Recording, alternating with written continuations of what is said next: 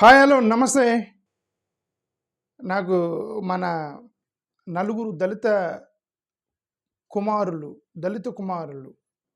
సునీల్ కుమారు, హర్ష కుమారు, జాడా శ్రవణ్ కుమారు, విజయ్ కుమారు. ఈ నలుగురు కుమారులని యాక్చువల్గా ఫస్ట్ నేనే దానికి పేరు పెట్టింది. దాన్ని పాపులరైజ్డ్ బై రఘురామకృష్ణంరాజు. నలుగురు కుమారులని ఫస్ట్ నేను ఒక వీడియో పెడితే అది సోషల్ మీడియాలో ఫేమస్ అయింది. That is highly popularised by Raghurama Krishnam Raju. ఈ నలుగురు కుమారులు అని చెప్పేసి ఆయన పాపులరైజ్ చేశాడు దాన్ని. సరే, ఇప్పుడు నేను దీని గురించి నలుగురు గురించి ఎందుకు మాట్లాడుతున్నానంటే, నాకు నిన్నటి నుంచి మనం ప్రదీప్ ఫోన్ చేసి అన్న వాళ్ళు నలుగురు కొట్టుకుంటున్నారన్న, వాళ్ళు నలుగురు ఒకరినొకరిని దూషించుకుంటున్నారు, ఒకరినొకరిని సోషల్ మీడియాలో విమర్శించుకుంటున్నారన్న, నువ్వు నీ కామెంట్ చేయి అంట. మనం ఏం కామెంట్ చేస్తాము? ఒక దళిత నాయకులు నలుగురు ఉన్నారు. ఆ నలుగురు ఏం కామెంట్ చేయమంటారంటే, వాళ్ళందరూ కలిసి వస్తే రాజ్యాధికారం వచ్చింది అని నన్ను మాట్లాడమన్నారు. వాళ్ళు నలుగురు కలిసి రండి, రాజ్యాధికారం వచ్చింది అని చెప్పండి అని అన్నారు. నేను ఇది గతంలోనే చెప్పాను కదా, మేము ఏడిఎస్ నుంచి సపోర్ట్ చేస్తాం, మీ నలుగురు కలిసి వస్తే ఏడిఎస్ నుంచి సపోర్ట్ చేస్తానని నేను గతంలో చెప్పాను. బట్ ఫండమెంటల్ ఫ్యాక్ట్ ఏంటంటే, ఆ నలుగురు కలిసి రారు 100% చెప్తున్నా, నలుగురు కలిసి రారు. ఎందుకు నలుగురు కలిసి రారు? కలిసి రావాలనేటువంటి ఆ సిస్టమ్ కూడా పాసిబుల్ కాదు. ఎందుకు పాసిబుల్ కాదంటే, కోడి ముందా గుడ్డు ముందా అని ఒక పెద్ద ప్రశ్న ఉంది. దేవుణ్ణి నమ్మేవాడు ఆ ప్రశ్న నాస్తికుడు వేస్తాడు, కోడి ముందా గుడ్డు ముందా అని. దేవుణ్ణి నమ్మేవాడు ఏం చెప్తాడు? కోడే ముందు అంటాడు. ఎందుకు? దేవుడు మనిషిని సృష్టించాడు ఫస్ట్, తర్వాత కోళ్ళని, గేదెల్ని, ఆవులని ఒక మేల్ అండ్ ఫీమేల్ సృష్టించి వదిలాడు. ఆ తర్వాత జీవనోత్పత్తి పెరుక్కుంటూ పోయింది అనేది దేవుణ్ణి నమ్మేవాడికి గుడ్డు అనే కాన్సెప్ట్ ఉండదు. కోడి ముందు నాస్తికుడు దేవుణ్ణి నమ్మడు కదా, ఆయనకి ఇంకా ప్రశ్న లేదు, కోడి ముందా గుడ్డు ముందా అని. అలాగే ప్రజలను బట్టి నాయకుడు తయారవుతాడా, నాయకుడు ప్రజలను లీడ్ చేస్తాడనే దానికి మీ దగ్గర సమాధానం ఉందా? ప్రజలను బట్టి నాయకుడు తయారవుతాడా, లేదంటే నాయకుడు ప్రజలను తయారు చేస్తాడా? ఇంకోసారి వేస్తున్నా ప్రశ్న, ప్రజలను బట్టి నాయకుడు తయారవుతాడా, లేదంటే నాయకుడు ప్రజలని మార్చగలడా? ఓకే, దేవుణ్ణి నమ్మేవాడు కోడి ముందని ఎలా అయితే నమ్ముతాడో, మనిషిని దేవుడు సృష్టించాడు ఎలా నమ్ముతాడో, అదే దేవుని నమ్మకే నిజమైన నాయకత్వం నమ్మేవాళ్ళు ఇల్లేమి ప్రజాస్వామ్యవాదులు. ప్రజలే ముందు, తర్వాత నాయకుడు. ప్రజలే ముందు. మీరు ఒక నాయకుడిని ఎంచుకున్నారు, ఒక మనిషిని, ఒక మేల్ ఫిమేల్ని దేవుడు సృష్టించి, ఇక నుంచి మీ ఇద్దరు సంతానోత్పత్తి కలిగే విధంగా ఒక సిస్టమ్ పెట్టాను, సో యూ క్యారీ ఆన్ అని చెప్పినట్టుగా ప్రజలని దేవుడు సృష్టించి మీరు ఒక నాయకుడిని ఎంచుకోండి అని ప్రజలకు చెప్పాడు, నాయకుడిని ఎంచుకోమని. Okay, so the people are stronger than the leaders. The people are the stronger than the leaders. That is what I wanted to say that. When the people are the stronger than the leaders, then why do you worry about the fights between the leaders? ప్రజలు మీకు clarity ఉందా? మీకు ఏం కావాలో మీకు clarity ఉందా? ఈరోజు నేను మీకు క్లారిటీ తేటమే నా యొక్క వీడియో ఉద్దేశం. ప్రజలకి నేను ఈ నలుగురు గురించి మాట్లాడతలేదు. ఈ నలుగురు కొట్టుకుంటారు అంటే కొట్టుకుంటారు, మీకేం కావాలో దాన్ని అటువైపుకి వెళ్తారు వాళ్ళు. See they want to grow as leaders. ప్రజలు లేకుండా లీడర్ ఆయన నుంచి వస్తాడు? ప్రజలకి నాయకత్వం వహించడా ట్రై చేస్తాడు. ప్రజలకి నాయకత్వం వహించాల్సిన ఎక్కడ ప్రజలు ఉంటే అక్కడ వెళ్తారు. నాయకుడు తప్పు కాదు. ప్రజలకి నేను మీకు అడ్రస్ చేస్తున్నాను, నా వీడియో పెట్టమన్న వాళ్ళకి అడ్రస్ చేస్తున్నాను. సోషల్ మీడియాలో ఈ నలుగురు రాజ్యాధికారం రావాలి, నలుగురు కలిసి రావాలి అని అడుగుతున్నారు. అంబేద్కర్ అడిగాడు ఇదే ప్రశ్న. ఈ అడిగే మీ ప్రజలకి, దళిత సమాజానికి మీకు ఒక క్లారిటీ ఉందా? దళిత సమాజాన్ని అడుగుతున్నాను, మీకు క్లారిటీ ఉందా? నాయకులు మొత్తం కలవండి అంటున్నారు. On what platform they have to join together? Ambedkar అడిగాడు సోషల్ హార్మనీ రావాలని చెప్పేసి వాళ్ళు కూడా అన్నారు. ఎవరు? అగ్రకులాల వాళ్ళు కూడా సోషల్ హార్మనీ రావాలి, బీసీ ఎస్సీ ఎస్టీలు మొత్తం కలిసిపోవాలి అంటే ఎవరి నాయకత్వం మీద, ఆన్ వాట్ ఫిలాసఫీ అని అడిగాడు Ambedkar. What philosophy, what idea? ఏంటి వాట్ ఫిలాసఫీ, వాట్ ఐడియా? ఈ వర్ణాశ్రమ ధర్మ అనేది హిందూ మతానికి సంబంధించినటువంటి ఒక స్ట్రాంగ్ ఫిలాసఫీ అది. బ్రాహ్మణ క్షత్రియ వైశ్య అనేది 100% ఉండాలి.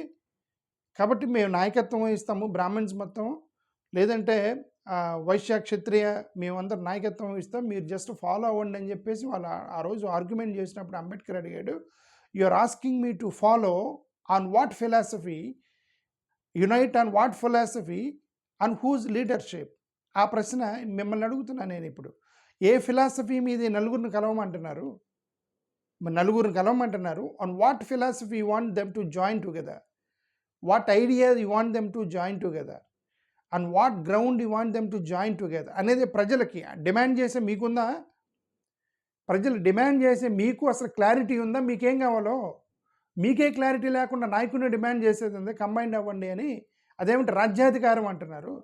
రాజ్యాధికారం అంటే ఆర్ఎస్ఎస్లో చేరినా కూడా మీకు రాజ్యాధికారం వచ్చింది, బీజేపీలో చేరినా రాజ్యాధికారం వచ్చింది, మొత్తం నరేంద్ర మోడీ గారి సెల్యూట్ కొట్టిన రాజ్యాధికారం వచ్చింది, రాహుల్ గాంధీకి సెల్యూట్ కొట్టిన రాజ్యాధికారం వచ్చింది.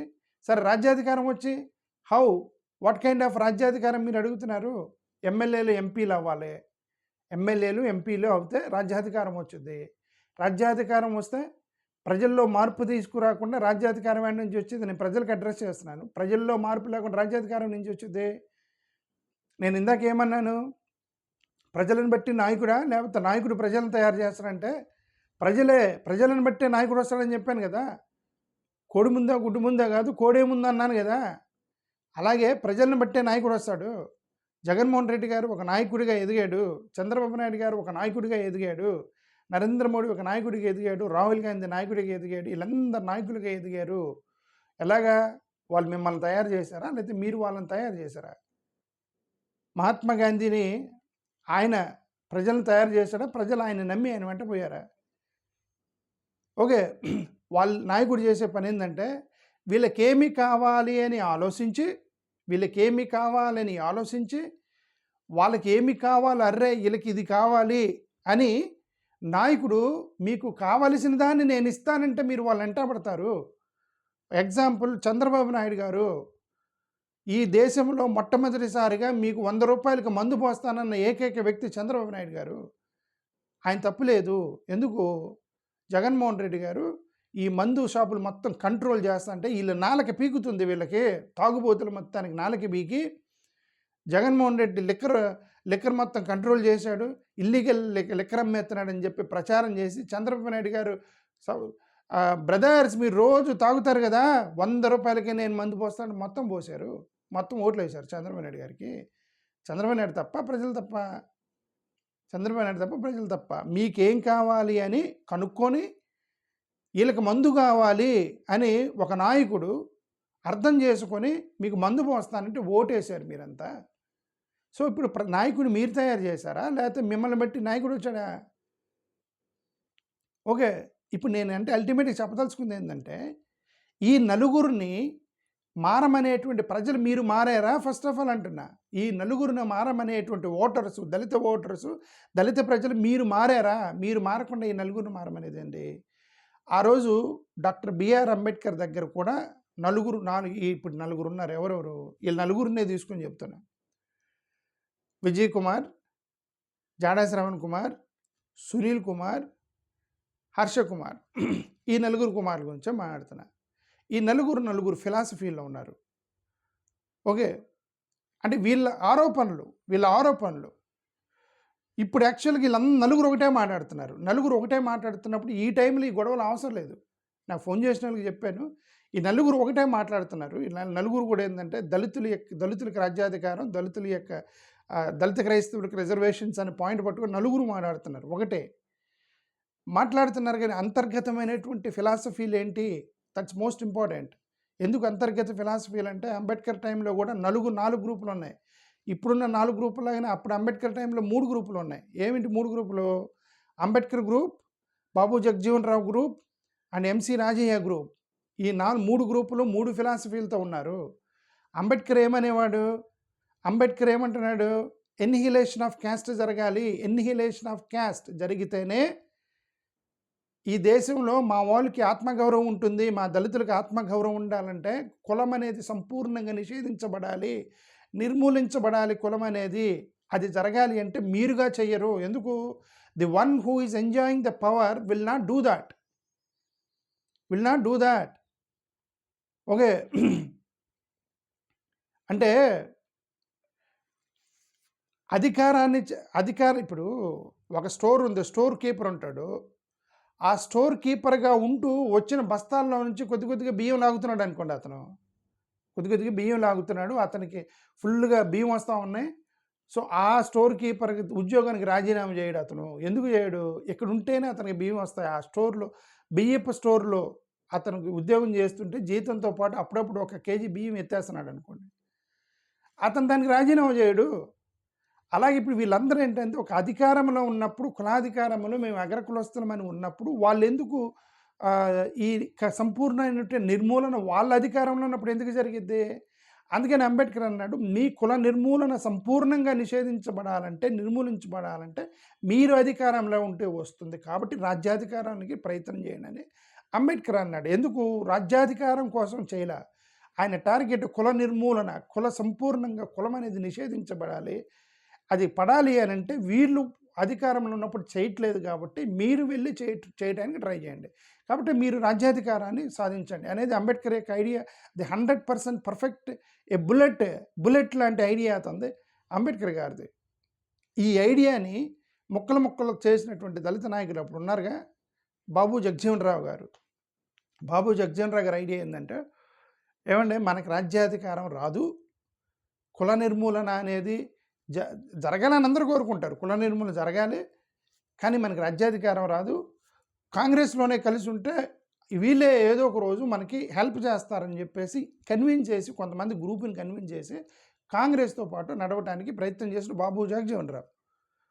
అంబేద్కర్ గారు ఏమన్నారు? చెయ్యరన్నారు. మరి అంబేద్కర్ కరెక్టే కదా. మీకు స్వతంత్రం వచ్చింది 1947లో. 1947లో స్వతంత్రం వచ్చి ఇప్పటికి 70-80 సంవత్సరాలు స్వతంత్రం వస్తే, నిన్న ఒక దళిత పిల్లోడిని చెట్టుకి ఏలాడదీసి ఏమంటారు, ఆ వాలీబాల్ నెట్కి ఏలాడదీసి చంపేసి వెళ్ళిపోయారు. అక్కడ వాళ్ళ తల్లిదండ్రులు కమ్మల మీద అనుమానం ఉంది, మేము చెప్పలేకపోతున్నాం అన్నారు. చేశారో లేదు తెలీదు, ప్రూఫ్ లేదు, పోలీసులు వదిలేశారు. నేను అదే వీడియో పెట్టాను కదా నిన్న. వేసి 70-80 సంవత్సరాల్లో ఒక దళితుడిని ఏలాడదీస్తారు. ఎప్పుడన్నా బ్రాహ్మణ పిల్లోని కానీ, కమ్మ పిల్లోని కానీ, రెడ్డి పిల్లోని కానీ, లేదంటే వైశ్యుడి పిల్లోని కానీ ఎప్పుడన్నా అలా చెట్టుకి ఏలాడదీసి చంపేసి ఊరేసిపోయారా? అగ్రకులం వాళ్ళు ఎందుకు దళితుడిని ఊరేసి? వాళ్ళు నరుక్కుంటారు. వాళ్ళ యొక్క ఫ్యాక్షన్ ఏంటంటే, ఒక 10 మంది రెడ్లు, ఇటు 10 రెడ్లు ఇచ్చి సమరసింహారెడ్డి లాగా సినిమాలో నరుక్కుంటారు. అది వేరు, అది ఫ్యాక్షన్ ఇది కులం. ఇది ఒక పిల్లోని పట్టుకొని చంపేసి ఏలాడి తీసిపోవటం ఎందుకు జరిగింది 80 సంవత్సరాలు? అంబేద్కర్ చెప్పింది అదే కదా. మీకు 80 కాదు 800 సంవత్సరాలు ఉన్నా సరే కుల నిర్మూలన జరగాలంటే, అందరూ సమానమనే ఉండాలంటే, ఇంకా మీరు అంటరానోళ్ళుగా చూడకుండా ఇంకా ఊరు బయటలోనే ఉండి ఇంకా సమాజంలో నీ కులం ఏంది, నీ క్యాస్ట్ ఏంటి, ఇంటి రెంటకెళ్తే నీ కులం ఏంటి, నీ రెంటలో మీ క్యాస్ట్ అడిగి ఎస్సీలకి అయితే మేము ఇవ్వము అని ఈ సమాజంలో పోవాలి అంటే, మీరు రాజ్యాధికారంలోకి వచ్చి స్ట్రిక్ట్గా పాలసీలు ఇంప్లిమెంట్ చేయాలి, ఎత్తేయాలి, ఈ కులాల ట్యాగులు ఎత్తేయాలి, కులం పేరు ఎత్తితే క్రైమ్గా మార్చాలి, పెట్టిన ఎస్సీ విపరీతంగా కొట్టి పిచ్చపిచ్చగా కొట్టి వాడిని తన్ని పబ్లిక్లో కొడితేనే ఎస్సీ కేసు అని జడ్జిమెంట్లు వచ్చే స్థాయికి వెళ్ళేవి. ఎందుకు? వాళ్ళు జడ్జిలుగా ఉన్నారు, వాళ్ళు అధికారంలో ఉన్నారు కాబట్టి. అంబేద్కర్ అందుకే అన్నాడంటే, మీరు అధికారంలో ఉంటే ఇవి చేయరు, మీ రక్షణ కోసం మీరు చేసుకుంటారు కానీ మీరు రాజ్యాధికారం ట్రై చేయండి అన్నాడు. అది చెప్పిన అంబేద్కర్ని 3 సార్లు ఓడగొట్టారు. ఎవరు? నాయకులా ఓడగొట్టింది ప్రజలు మీరా నాయకులా ఓడగొట్టింది? ఈ నాయకులను మారమనేది ఏందండి ప్రజలు? మీరు మారుతున్నారా? అంబేద్కర్ని ఓడగొట్టారు. ఏదైతే మీకు రాజ్యాధికారం అంటే రాజ్యం కోసం కాదు, అధికారం కోసం కాదు, నిర్మూలన కోసం, కుల నిర్మూలన కోసం. ఆయన ఏమి కుల నిర్మూలన? దానికోసం మీరు అక్కడికి వెళ్ళి మీరు అక్కడ ప్రజెంట్ చీఫ్ మినిస్టర్ సంతకం పెడతలేదు కుల నిర్మూలనకి, మీరు ముఖ్యమంత్రి అయి పెట్టండి అన్నాడు. అది జరగాలి అంటే మీరు ఆ మాట అన్న అంబేద్కర్ గారిని 3 సార్లు ఓడగొట్టినటువంటి ప్రజలు ఇప్పుడు ఈ నలుగురు కలవలేదట, ఈ నలుగురు కొట్టుకున్నారట, కాబట్టి వాళ్ళని గెలపాలట. ముందు మీరు గెలవండి ప్రజలు. నాయకుడు ప్రజలు ఎటువైపు ఉంటాడు అవసరం నాయకుడు. ప్రజలు కలవండి అంటున్నా. మీరు కలవకుండా వాళ్ళని కలిపేదేంటి? నాకైతే అర్థం కాల. మీరు కలవండి ఫస్ట్. మీకు ఒక ఐడియా ఉందా? అంబేద్కర్ ఏం చెప్పాడు ఐడియా ఉందా? ఇది అంబేద్కర్ ఐడియా. బాబు జగజీవన్ రామ్ ఏమంటాడు? ఇదిగో బ్రదర్, మనకి ఇదంతా కూడా సాధ్యం కాదు. మనం ఏదో ఒక పొలిటికల్ పార్టీలో వెళ్ళిపోయి ఆ పొలిటికల్ పార్టీని సర్వ్ చేయాలని ఇప్పుడు టీడీపీలో ఎమ్మెల్యేలు, ఎంపీలు అదే చేస్తున్నారు. బాబు జగజీవన్ రామ్ వారసులు, అంబేద్కర్ వారసులు కాదు కదా వాళ్ళు. ఎవరైతే టీడీపీ, జనసేన, వైసీపీ, కాంగ్రెస్ పార్టీ, బీజేపీలో పొలిటికల్ పార్టీల్లో పనిచేస్తున్న వాళ్ళు ఎవరైతే ఉన్నారో they following the idea of Babu Jagjivan Rao. ఆయన ఏమంటాడు? వీళ్ళ కింద పనిచేస్తూ ఉంటే ఏదో ఒక రోజు వీళ్ళు మనకి హెల్ప్ చేస్తారు, కొద్దిగా మనకి కమ్యూనిటీకి హెల్ప్ చేస్తారు, కొద్దిగా పవర్ వచ్చేది, ఒక చిన్న చిన్న మినిస్టర్ పోస్టులు ఇస్తారు అని చెప్పేసి బాబు జగజీవన్ రావు ఐడియా అది. వీళ్ళందరూ అది ఇప్పుడు హూ ఈజ్ ఫాలోయింగ్ అంబేద్కర్? ఒక తుప్పుపట్టిన కత్తి. ఎందుకు అంబేద్కర్ని తుప్పుపట్టిన కత్తి చేశారు? మీరందరూ కలిసి తుప్పుపట్టిన కత్తి చేశారు ఆయన్ని. మీకు తుప్పుపట్టిన కత్తి అంటే ఒక కత్తి ఉండిద్ది, దాన్ని వాడరు, దాన్ని తొడవరు, దాన్ని క్లీన్ చేయరు, ఎక్కడో మూల పడేస్తారు తుప్పు పట్టింది. నీకు అవసరం వచ్చింది ఏదో ఒక రోజు, ఎవడో కొడతానికి వస్తున్నాడు అని కత్తి కోసం ఎత్తుక్కొని అప్పుడు తుప్పు పట్టిన దాన్ని బయటికి తీస్తావు. ఓకే, కూరగాయలు కోసుకోవడానికి ఎక్కడ కత్తి దొరకల, ఎత్తుక్కుంటాం ఎక్కడ, అరే అక్కడ ఒక తుప్పు పట్టిన కత్తి పడేసాను కదా అని ఎత్తుక్కొని అప్పుడు కూరగాయలు కడుక్కొని, అప్పుడు నీకు అవసరం వచ్చినప్పుడు కడుక్కొని తుప్పు పట్టిన కత్తిని బయటికి తీస్తావు నీకు అవసరం వచ్చినప్పుడు. పాపం అంబేద్కర్ అంతే, దళిత క్రైస్తవులు ఇన్ని సంవత్సరాలుగా అంబేద్కర్ పేరు నామస్మరణ చేయడానికి కూడా ఆయన బుద్ధిస్ట్, మన క్రిస్టియన్స్మి ఆయన పేరు వాడకూడదు అని చెప్పి సుత్తి ఫిలాసఫీలు మొత్తం చెప్పి అంబేద్కర్ మూలబడేసిన క్రైస్తవులు మొత్తం ఈరోజు సర్టిఫికెట్లు బిగేస్తానగానే జై అంబేద్కర్ డిఫెన్స్ స్క్వాడ్ అంబేద్కర్ని బయటికి తెచ్చారు దళిత క్రైస్తవులు. మాలాంటి వాళ్ళు మొత్తం అంబేద్కర్ నన్నేమంటలా, నేను డే 1 నుంచి ఆమె అంబేద్కర్ వాదని నేను చెబుతున్నా మీకు. ఏడిఎస్ ఎందుకు సర్టిఫికేట్లు బిగేస్తా ఉన్నారు? దళిత క్రైస్తవులకు రిజర్వేషన్ రాగానే తుప్పుపట్టిన అంబేద్కర్ని తీసుకొచ్చి వాడుతున్నారు మీరు. ఆయన ఐడియా ఏమైంది? ఫిలాసఫీ. అందుకే నేను అంబేద్కర్ చాలామంది అంబేద్కర్ అనే వ్యక్తిని వాళ్ళకు అవసరం వచ్చినప్పుడు ఎవడో కొడతాడు. అంబేద్కర్ గురించి అసలు ఏం మాట్లాడరు. వైసీపీలో కానీ, టీడీపీలో కానీ, కాంగ్రెస్లో కానీ అసలు అంబేద్కర్ గురించి మాట్లాడరు. టక్కన ఎవరో వాళ్ళ ఇంటర్నల్గా వివక్ష చూపించగానే అంబేద్కర్ గుర్తొస్తాడు. డాక్టర్ బిఆర్ అంబేద్కర్ రాజ్యాంగం ప్రకారం నాకు ఇంటర్నల్గా అన్యాయం జరుగుతుందని చెప్పి.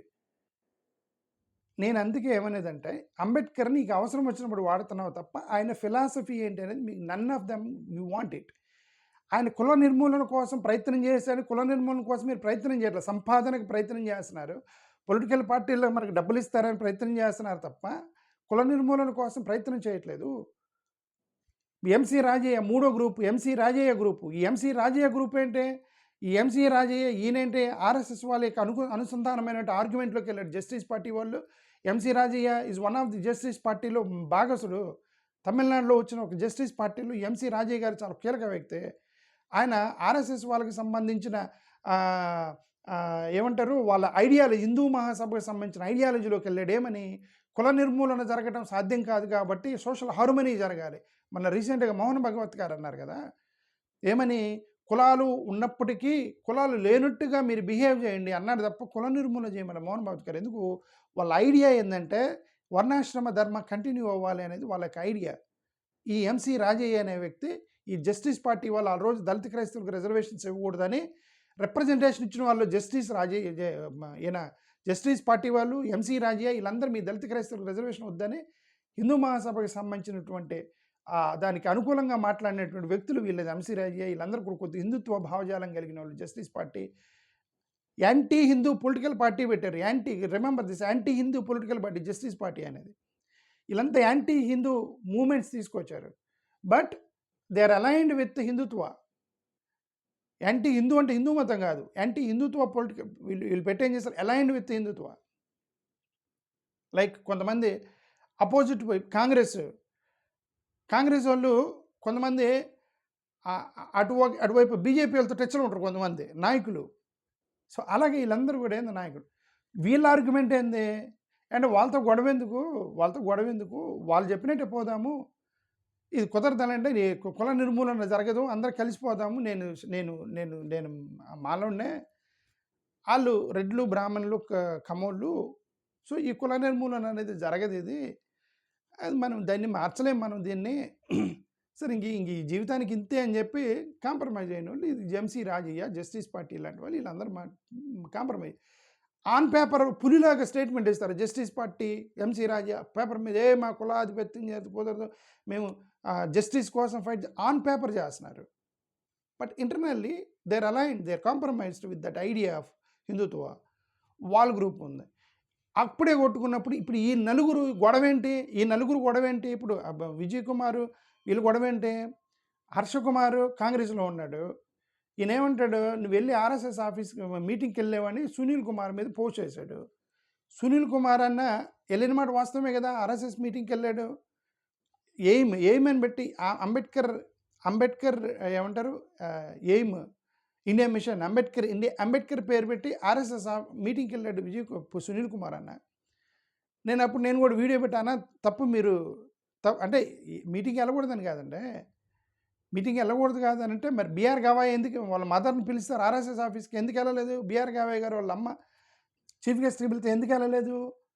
అంబేద్కర్ గారిని చీఫ్ గెస్ట్కి పిలిస్తారు ఆర్ఎస్ఎస్ వాళ్ళు ఎందుకు వెళ్ళలేదు? మేము ఎందుకు వెళ్ళము?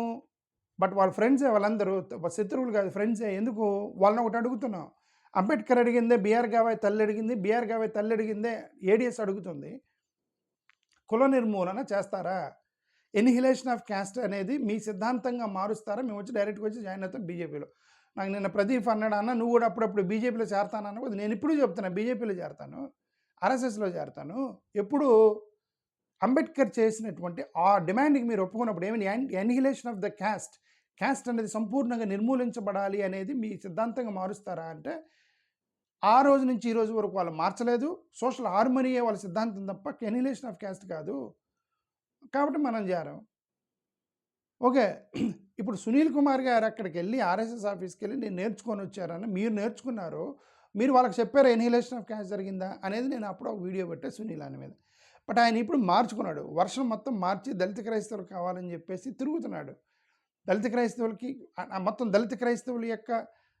దళితుల యొక్క మాటలలోకి వచ్చేసాడు ఆయన. మొత్తం మారాడు. ఆయన ఎప్పుడో వెళ్ళాడు ఆర్ఎస్ఎస్ ఆఫీస్కి, ఇప్పుడు మారాడు మొత్తం వెళ్ళి దళిత క్రైస్తవుల కోసం తిరుగుతున్నాడు. మరి ఇప్పుడు ఇంకా ఇంటర్నల్గా బీజేపీ దగ్గరికి వెళ్దామా లేదా ఉందా లేదా మనసు మార్చుకున్నాడో తెలియదు. ఈ టైంలో హర్ష కుమార్ ఎందుకు పోస్ట్ చేశాడో తెలియదు నాకు. నిన్న ప్రతి చెప్తే ఇదే చెప్పాను, ఇప్పుడు ఈ టైంలో ఎందుకు పోస్ట్ చేశాడు అని మొత్తం దళితుల కోసం మాట్లాడుతున్నాడు కదా సునీల్ కుమార్. ఈ టైంలో ఎందుకు పోస్ట్ చేశాడు హర్ష కుమార్ అని అంటే మరి ఇంటర్నల్గా ఏదో జరిగింది. ఏం జరిగి ఉండొచ్చాము. నేను అందుకే ఉన్నానంటే ఐడియాలజీ కలవకుండా మనుషులు కలవరు. కొంతమంది కాంప్రమైజ్ అయ్యేవాళ్ళు ఉంటారు. ఎంసీ రాజీ గారు లాగా వాళ్ళే చేస్తారనే వాళ్ళు కొంతమంది ఉన్నప్పుడు పొలిటికల్ పార్టీలోనే ఉండి బాబు జగజీవన్ రావు లాగా పొలిటికల్ పార్టీలోనే ఉండి వాళ్ళు ఇచ్చేటువంటి 2-3 ఏదో వాళ్ళు ఏమండి మినిస్టర్ పోస్టులు, ఎమ్మెల్యే పోస్టుల ద్వారా మనం ఎంతో కొంత కమ్యూనిటీకి చేయొచ్చు అన్నమాట బాబు జగజీవన్ రావు గారు లాగా. ఇదంతా కుదరదండి. నా పేదరికంలో పడ్డా సరే, నేను చచ్చిపోయినా సరే మా కమ్యూనిటీకి నువ్వు కుల నిర్మూలన చేయాల్సిందని పట్టుబడ్డ అంబేద్కర్ 3 సార్లు ఓడగొట్టినటువంటి సమాజమా మీరు? వాళ్ళ నలుగురు కలయిక గురించి కోరుకుంటున్నారా? ఓకే, నేనేమంటానంటే ప్రజల కనుక మీకు ఒక ఐడియా ఉంటే రాజ్యాధికారం కావాలంటే అంబేద్కర్ గారు చెప్పింది ఏంటి అర్థం చేసుకొని మనందరం ఈ లైన్లో రాజ్యాధికారం కావాలని ప్రజలు మొత్తం ఒకవైపు ఉంటే ఆ నలుగురు రారా? మీరు చెప్పే నలుగురు రారా? మీరు ప్రజలు మొత్తం కూడా మీకేం కావాలని మీకు క్లారిటీ ఉంటే మీరు అందరూ ఒకవైపు ఉంటే ఆ నలుగురు రారా? మిమ్మల్ని వదిలేసి వాళ్ళు ఏమన్నా గొర్రెలకి మేకలకి నాయకత్వం వహిస్తారా? వాళ్ళు ప్రజలకు కదా ఎవరైనా నాయకత్వం వహించాలి. సరే, ఇప్పుడు రాజ్యాధికారం అంటుంది ఎవరు? 10-15 మంది రాజ్యాధికారం సాధిస్తారా? 90% దళితులు మొత్తం కూడా టీడీపీ వైసీపీలో ఉంటే రాజ్యాధికారం సాధ్యమా? 90% of Dalits they are part of YCP and TDP. మళ్ళీ మమ్మల్ని ఇప్పుడు ఏడీఎస్ పోటీ చేయండి అన్న అన్నారు. నేను స్టార్టింగ్ నుంచి చెప్తున్నా, ఏమన్నా నేను గతంలో ఒకసారి చెప్పాను. నేను ఏడీఎస్ అనే పేరు అనౌన్స్ చేయబోయే ముందు అంబేద్కర్ April 14th అనౌన్స్ చేసే ADs was announced on April 14th. అంతకుముందు నేను ఒక నెల క్రితం వారం క్రితం ఏం చెప్పానంటే 1000 మంది ఫాలోవర్స్ నా ఛానల్లో వస్తాయి. ఏది వాట్సాప్ ఛానల్ ఒకటి క్రియేట్ చేసి, ఇదిగోండి నాయకత్వం అనేది ఒక ఎయిమ్ అనేది ఒక్కడ చేయకూడదు, ప్రజల్లో నుంచి రెస్పాన్స్ రావాలి. కాబట్టి ఇదిగో నేను మీకు ఒక చిన్న పని పెడతాను. ఏంటి? ఒక ఛానల్ క్రియేట్ చేస్తున్నాను. ఆ ఛానల్‌ని మీరు ఫాలో కొట్టండి. This shows your interest. 1000 మంది వచ్చిన రోజు నేను ఒక సంస్థ పెట్టబోతున్నాను. అది మీకు అనౌన్స్ చేస్తా అన్నా. యాక్చువల్‌గా 800 మంది, 850 మందికి వచ్చారంటే 1000 మందికి కాలా. అంటే ఐ ఫెయిల్డ్.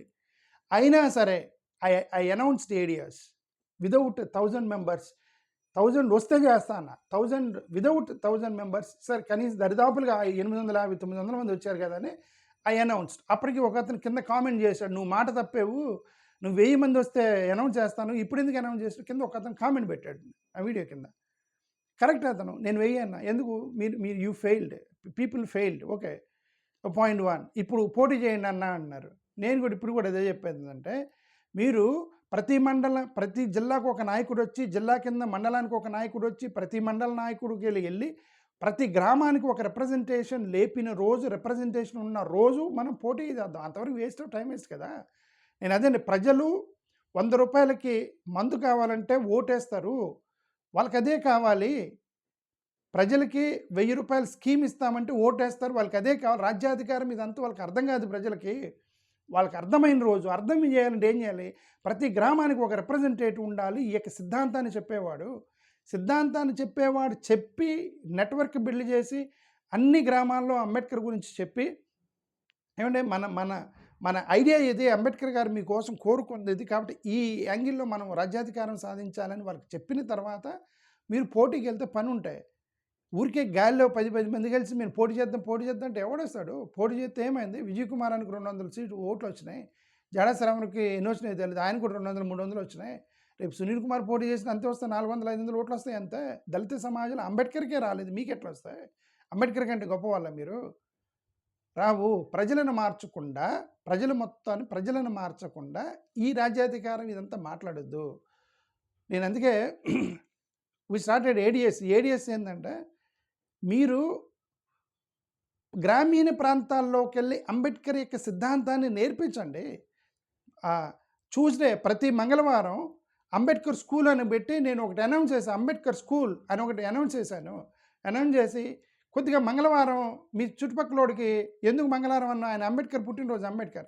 మంగళవారం మీ చుట్టుపక్కలోడికి చెప్పండి, అంబేద్కర్ గురించి చెప్పండి. బస్సులో ట్రావెల్ చేసేటప్పుడు చెప్పు, లేదంటే నిలబడినప్పుడు చెప్పు, టీ షాప్ దగ్గర చెప్పు. ప్రతి మంగళవారం అంబేద్కర్ గురించి నీ దళిత కాలనీలో ఎవడో ఒకటికి చెప్పు అని ఒక ఐడియా ఒక అనౌన్స్ చేశాను. ఎవరు చేశారు?